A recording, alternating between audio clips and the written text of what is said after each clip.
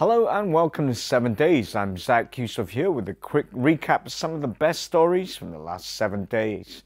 At the top of the show, China says that it hopes that the North Korea sanctions resolution, tabled at the United Nations on Thursday, will help curb Pyongyang's nuclear development plans.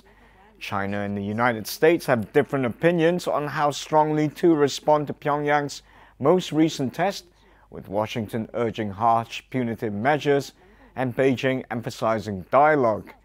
The United States submitted a draft resolution that would dramatically tighten existing restrictions on North Korea to the UN Security Council on Thursday, a spokesman for the US mission to the United Nations said. Western diplomats told the media that limiting North Korean access to international ports was amongst the measures Washington was pushing Beijing to accept. Washington also wanted to tighten restrictions on North Korean banks' access to the international financial system. Now, North Korea has been under UN sanctions since 2006 because of its multiple nuclear tests and rocket launches. In addition to a UN arms embargo, Pyongyang is also banned from importing and exporting nuclear and missile technology and is not allowed to import luxury goods. Coming up next, Indonesia's Supreme Court overturned the acquittal of two teachers, a Canadian and Indonesian, convicted of sexually abusing students at an international school on Thursday. The two teachers from Jakarta Intercultural School, or JIS, were ordered to serve 11 years in prison. Canadian national teacher Neil Bentelman and Indonesia teaching assistant Ferdinand Jiang were convicted on charges of abusing kindergarten students at JIS. They were originally sentenced to 10 years in prison, but were acquitted in August 2015 due to lack of evidence. However, the Supreme Court reimposed the sentence and added another year to it after the public prosecutor appealed the decision made by a high court. The British Broadcasting Corporation, better known as the BBC, have parted company with legendary veteran radio DJ Tony Blackburn for not cooperating fully with an inquiry into the sexual offences committed by Jimmy Savile. The report by former appeal court judge Janet Smith, commissioned by the publicly funded broadcaster in the wake of revelations of Savile's abuse, concluded the British radio and TV presenter had indeed abused 72 victims in relation to his BBC work over almost 50 years. As part of the investigation, Blackburn was interviewed, but his evidence was rejected by Smith. The BBC's Director General, Tony Hall, said Blackburn fell short of the evidence standards required by the court.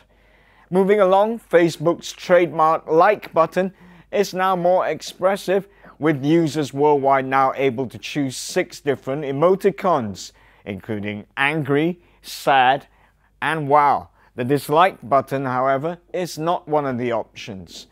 Facebook's CEO Mark Zuckerberg credited users with sparking the change. He said in a post that users wanted more options in responding to posts, especially sad ones such as the death of a loved one, or a tragic news story. Now, the company had been testing the new reactions in Ireland and Spain on iOS, Android and desktops since last October. The feature has received mixed reviews, however, from users on social networking sites. Many complained that they could not see the new emoticons, while some were unhappy that Facebook did not launch that dislike button. A dislike button, I tell you what, that would have been great indeed.